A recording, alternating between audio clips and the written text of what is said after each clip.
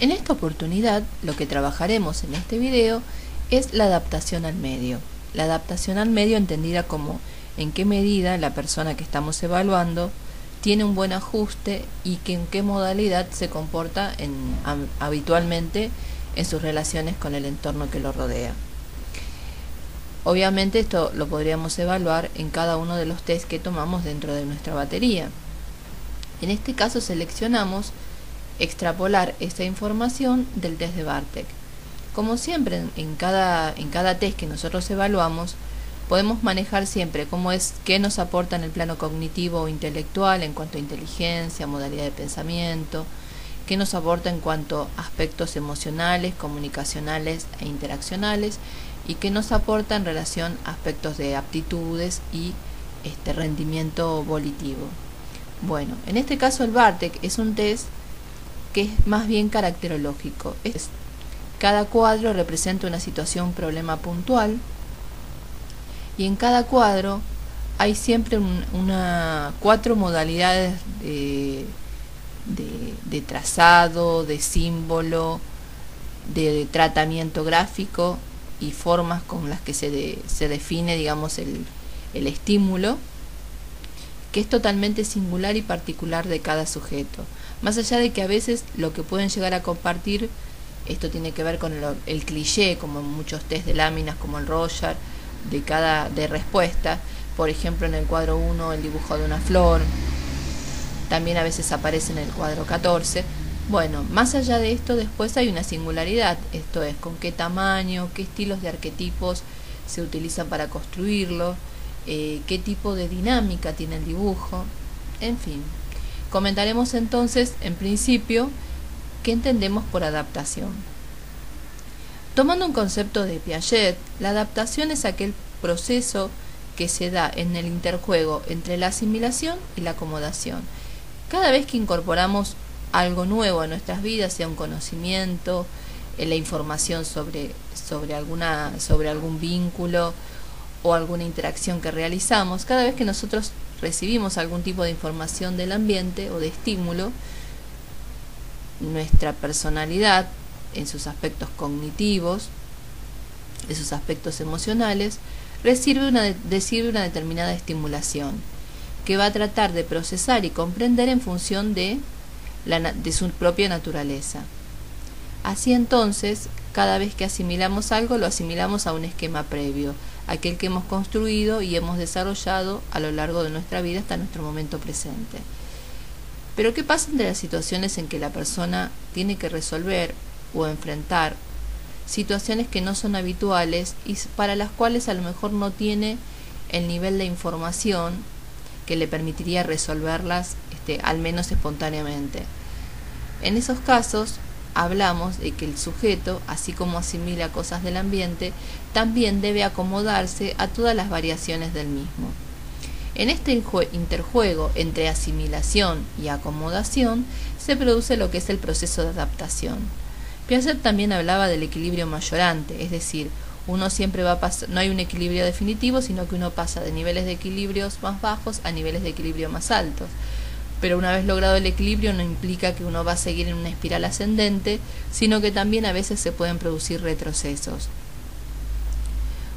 La adaptación, también llamada adaptabilidad cuando la pensamos en términos de competencias laborales, es uno de los elementos que tenemos que evaluar, es una competencia que nosotros tenemos que evaluar en cualquier tipo de puesto, más allá del tipo de tarea o función que la persona deba desempeñar. ¿Por qué? Porque parte de el éxito en la realización de la tarea no depende solamente en saber hacerla, sino también, y sobre todo en algunos puestos más que en otros, de la adecuada integración que la persona hace a la cultura de la empresa, en relación a sus compañeros y en relación a sus superiores.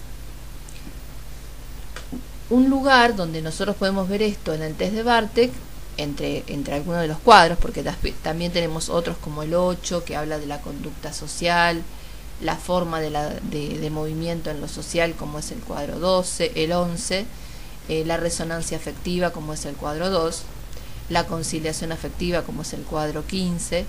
Hay otros cuadros con los que después integramos cuando armamos nuestro informe final. En este caso seleccionamos un cuadro puntual, que es el cuadro 12. El cuadro 12 justamente va a vehiculizar cómo la persona se siente y se comporta respecto al ambiente. Este cuadro tiene dos elementos de análisis. Vemos que se trata de un rectángulo. Este rectángulo está ubicado en el cuadrante inferior izquierdo. Por lo tanto, promovería, cuando se dispara algo del orden de la actividad, su graficación hacia el plano de la derecha, plano superior. Muchas veces esto no sucede y solamente el dibujo queda concentrado alrededor del mismo rectángulo, o sea, no abandonando la zona inferior izquierda. En otros casos el sujeto proyecta, pero desde el mismo cuadrado, por ejemplo, hacer un paralelogramo o un túnel. Otras veces incorpora nuevos elementos, incorpora accesorios o fondos. Bien, entonces las dos líneas de observación que debemos seguir es qué pasa dentro del cuadrado, dentro del rectángulo, si dibuja o no dibuja dentro, y qué pasa por fuera, si extiende y de qué forma integra ese estímulo a esa realidad externa que es el resto del cuadro. En el protocolo 1, ¿sí?, que obviamente es un cuadro que hemos seleccionado de un protocolo, hemos extraído de 4 protocolos diferentes, como es la modalidad de resolución respecto al cuadro 12. En el cuadro 1 vemos que hay graficación tanto interna como externa. Se trata de un paisaje. Esto también habla de que la persona tiene capacidad imaginativa. Hay dibujo dentro del rectángulo, lo que implica que hay resonancia afectiva, pero con cierta atención o con cierta selectividad, ya que se trata de movimientos más bien angulosos, semicurvos con algunos ángulos. Después aparece la figura de un aljibe, que es para lo que se utilizó el estímulo, que nos da cuenta como la función que tiene un aljibe es de brindar agua o albergar agua. Por lo tanto, hablaría de que la persona tiene cierta capacidad de contención y de protección respecto al ambiente en donde se mueve. Esto hablaría de que la adaptabilidad es muy buena. Al haber vegetales, al haber naturaleza, también nos da un panorama de dinamismo, y esto nos da cuenta de que se trata de una persona activa, que toma iniciativas y que tiene bastante dependencia emocional también con el ambiente. O sea que así como da, también necesita sentirse valorada y reconocida por el ambiente. El nivel de inteligencia es muy bueno y hay algunos elementos impulsivos, como por ejemplo la presencia de árboles, ¿sí?, al costado.